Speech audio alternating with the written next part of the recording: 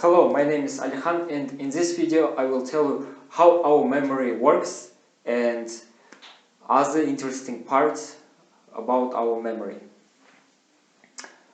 And I want to start with part of this song.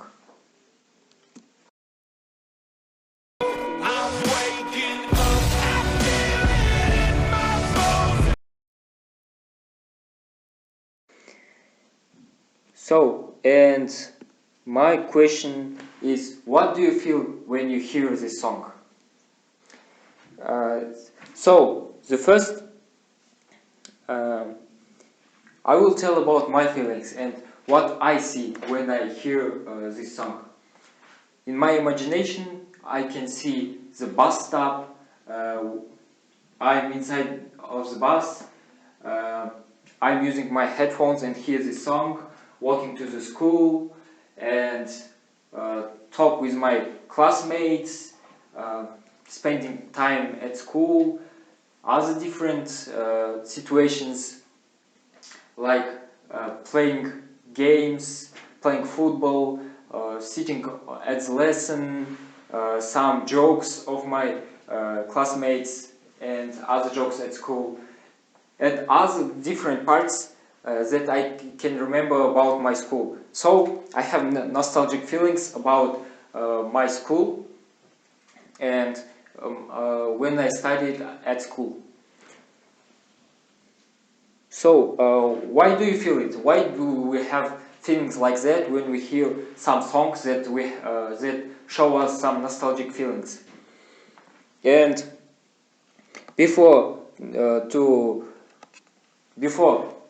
giving the answer for this question, I want to talk with you about our memory. And the first thing, how our memory is working. First of all, we have transportation part of our brain called neurons. These things, these circled big things called neurons, and they send impulses. You can see these little lights that moves in different neurons, and these impulses are memories that the way how we can remember something from our past or something that we learned in this time. So, like I'm speaking about something and you are understanding it. So, and it's because these impulses moving in our brain between neurons. And we have thing called synapses. So these synapses, like this, between two neurons, this connection between them called synapse. And I will tell you about why do we need this thing later after this. We have long-term memory. About this, imagine that you are walking on the park or in the forest, and when you walk in this road again and again, not just road, in the place where you never been, and when you walk again and again, like 1 month, 2 months, or like year, you will see the road that you created by this. So you will not walk here or another part of our park or forest. You will just walk with the road that is easier way to walk because it's more comfortable, more faster. It's faster, comfortable, and so we have the reason of that. Synapse, that is connection between these two neurons, help us to remember these things, and it works like this road. When you when you have this road and walk by this road, you can create one connection, and when you do it again and again, it becomes stronger. It's like you are learning some formula, like like 2 multiply 8 equal to 16. So equals to 16. So you can see that when you ask a little boy what is 2 multiply 8, he will don't have the answer, because he didn't study about that and he didn't learn it. But if you will explain him one time 2 multiply 8 equals to 16, he will remember it today. But when you ask it tomorrow, he will forget about it. But if you ask him every time and call him the answer, he will remember it. And after 1 week, he will remember it for a long time. And in this way, we call it long-term memory. And here you can see that this synapse, about 2 multiply 8, is one of the strongest ones.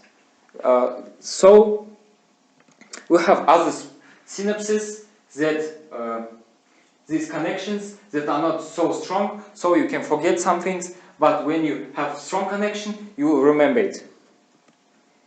And next thing is associative memory. The first thing that I called you in the beginning is about associative memory, because do you remember this part of our presentation where I started to play the song and saying about nostalgic moments? It's called associative memory, when you associate one thing with another thing. So when you remember one thing, like staying at the bus stop, you can start to remember the inside of the bus.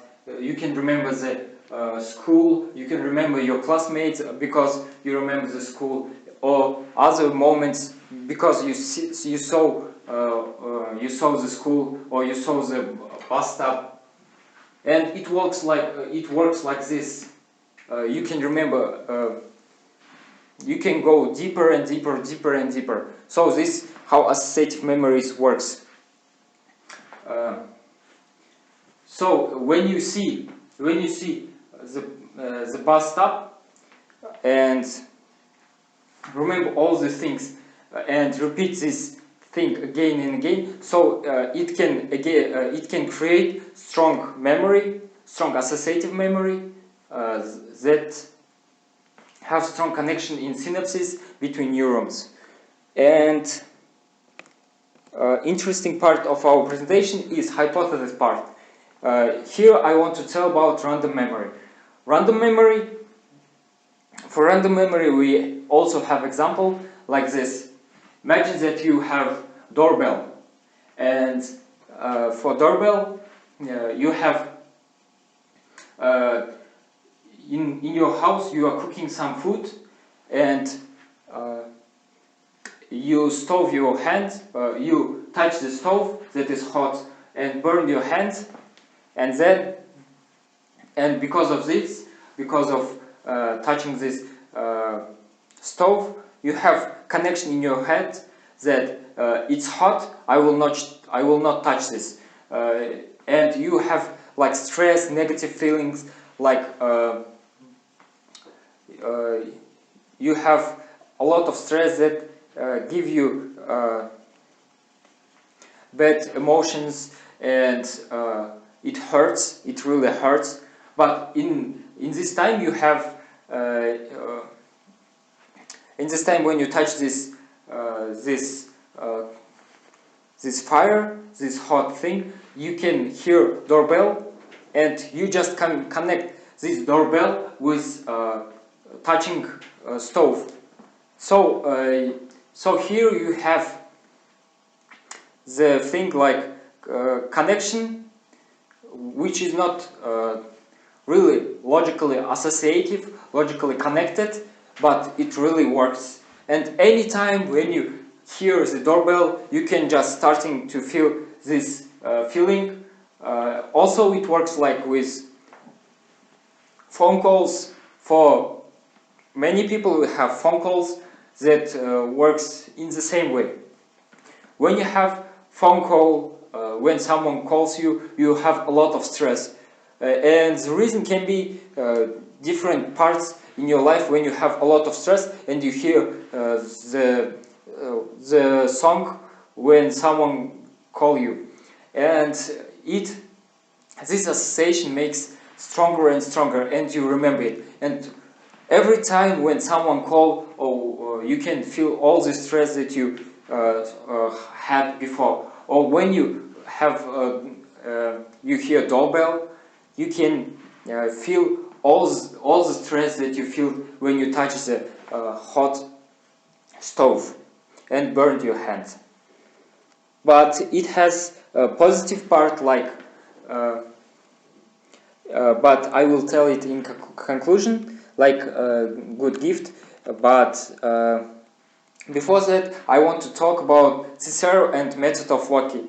In this way, in ancient times, Cicero created the idea where you can remember a lot of things, and his speech and speech of other people in that time was long, like 2 hours, 3 hours or more, and they can remember a lot of things without paper, without reading something, because they have the plan of the house or of the room in their brain, and they can